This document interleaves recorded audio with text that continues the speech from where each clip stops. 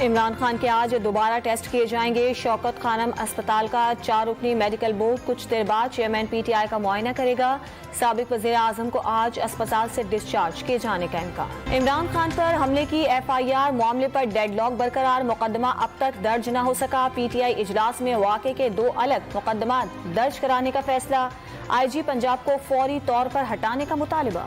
I S P R نے عمران خان کے اعلیٰ فوجی افسر کے خلاف الزامات بے بنیاد اور غیر ذمہ دارانہ قرار دے دیے۔ پاک فوج کا ایک انتہائی مؤثر اندرونی احتسابی نظام ہے جو وردی پہنے ہوئے تمام اہلکاروں پر لاگو ہوتا ہے۔ آئی ایس پی آر کا اعلامیہ، حکومت سے معاملے کی تحقیقات کی درخواست۔ پہلے سے معلوم تھا حملہ کرا کے مذہب کارڈ استعمال کیا جائے گا۔ لانگ مارچ سے ڈر کر 3 لوگوں نے بند کمرے میں قتل کا منصوبہ بنایا۔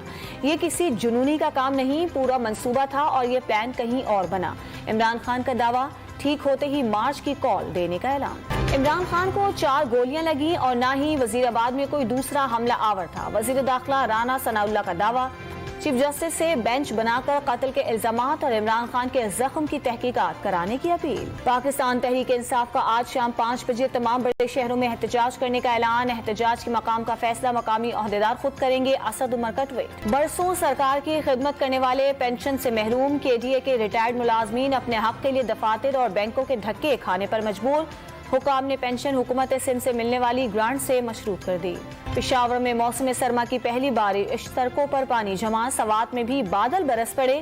مردان کے علاقے تخت بھائی اور قریبی علاقوں میں بارش اور یالہ باری سے موسم سرد۔ ٹویٹر نے ابتدائی طور پر 200 ملازمین کو فارغ کر دیا۔ چھانٹی کے عمل میں 50% ملازمین کو نکالے جانے کا امکان۔ بڑے پیمانے پر برطرفیوں پر ٹویٹر کے خلاف مقدمہ دائر۔ اور T20 ورلڈ کپ میں آج انگلینڈ اور سری لنکا مد مقابل، سیمی فائنل تک رسائی کے لیے انگلینڈ کے لیے کامیابی لازمی ہو گئی۔